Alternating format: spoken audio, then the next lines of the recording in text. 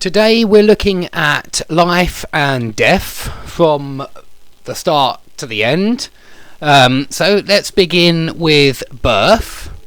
First of all, obviously, a lady should be pregnant before she has a baby, and if she is 7 or 8 or more pregnant, 7 or 8 months pregnant, we would call her heavily pregnant because she's quite heavy. Okay, so we say to have a baby. You can say she had twins last week. Twins are when you have two babies of the same. I'm a twin, by the way.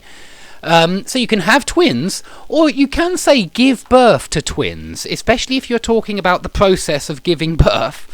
We say she gave birth to a girl, she gave birth to twins, she gave birth to a monster, whatever it was. Okay.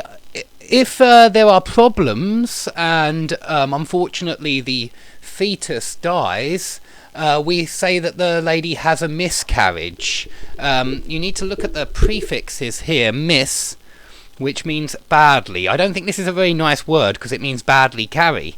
But you can see what it means. It's when there are complications with the pregnancy and unfortunately the fetus dies. If you have an abortion, this is different. This is when you decide that you don't want the baby, and so you go to the hospital and see a surgeon and you have an abortion.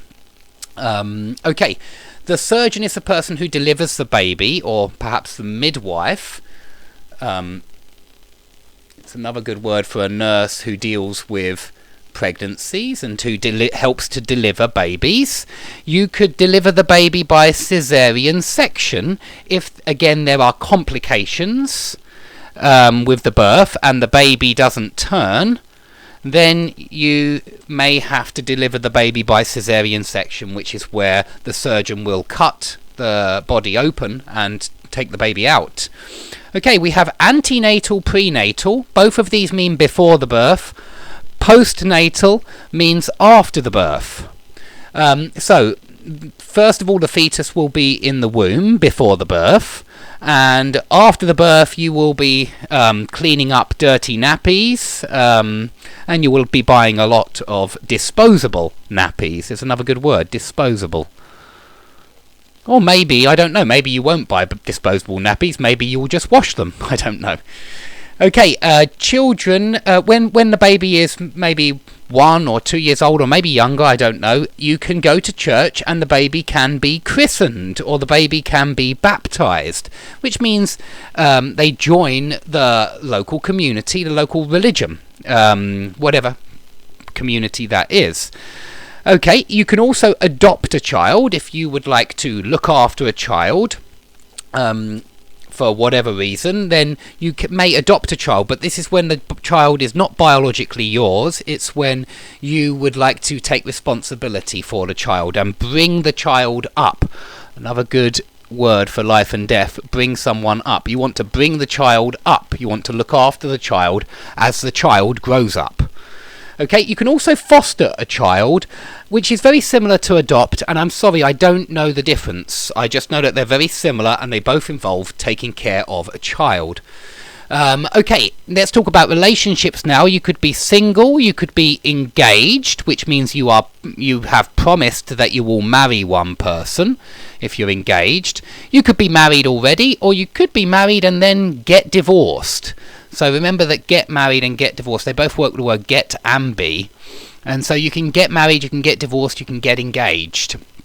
To get engaged, you first have to propose marriage. You have to pop the question, which is a good idiom, meaning to propose marriage. And then if she says yes, you are officially engaged.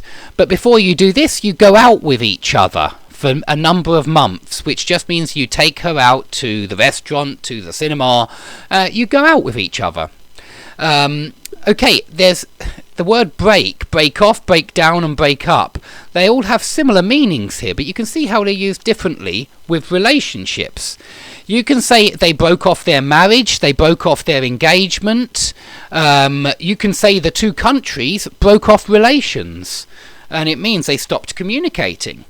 You can say their marriage broke down, their engagement broke down, their relationship broke down, or you can say they broke up, they split up, they stopped going out with each other, or they stopped being married, they broke up and they got divorced, then it would mean.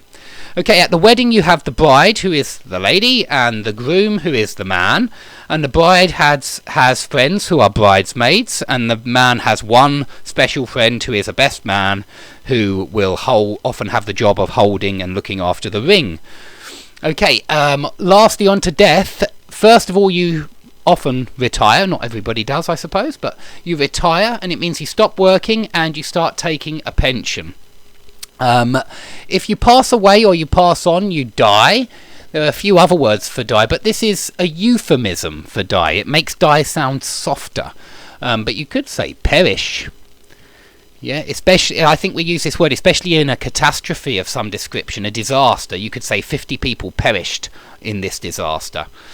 Okay, to grieve or to mourn means to feel sad because of losing somebody. Because somebody has died, you are grieving their death, you are mourning their death, and it means you're feeling sad about it. So usually you wear black when you are mourning or you are grieving.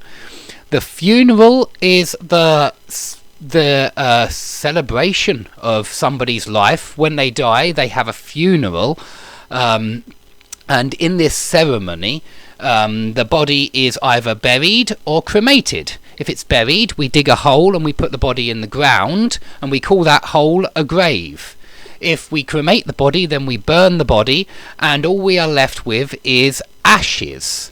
And you may then want to scatter those ashes somewhere. Maybe you want to scatter those ashes in the sea, or maybe you want to scatter them in the forest. Depends on what the dead person wanted, perhaps.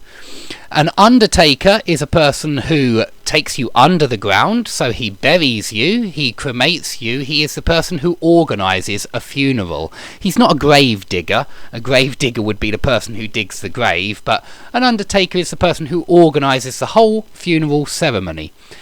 Okay, a coffin is the box where the dead man or dead woman is lying. Then the coffin is taken and it is buried in a grave, maybe. A graveyard is also called a cemetery. Okay, and sometimes the person who has died has left a will. This, of course, will or won't also have another meaning in English, but a will, it's also called the last will and testament. Last will and testament. And it means the document which you leave so that when you die, you decide who takes your house, who takes your car, who takes all your savings, if you have any. So, the will is the document which will make sure that your relatives inherit your property or your savings. And the person who you decide to give your property to when you die is your heir. He is the heir to your property, and we often speak about heir like kings and queens. The heir to the British throne is Prince Charles, so he is the heir to the throne, but heir also means anybody who inherits the property or the money or the savings. And when somebody dies, I thought it might be useful to know a good sentence to express your sorrow, or your sorrow that one of your friends has passed away or lost somebody. And you can send your condolences, send your sincere condolences, and it's a way of saying I'm sorry for your loss, I'm sorry that you have lost somebody. Okay, if you have any questions about any of these, please ask under the video, and thank you very much for watching. I hope to see you all soon.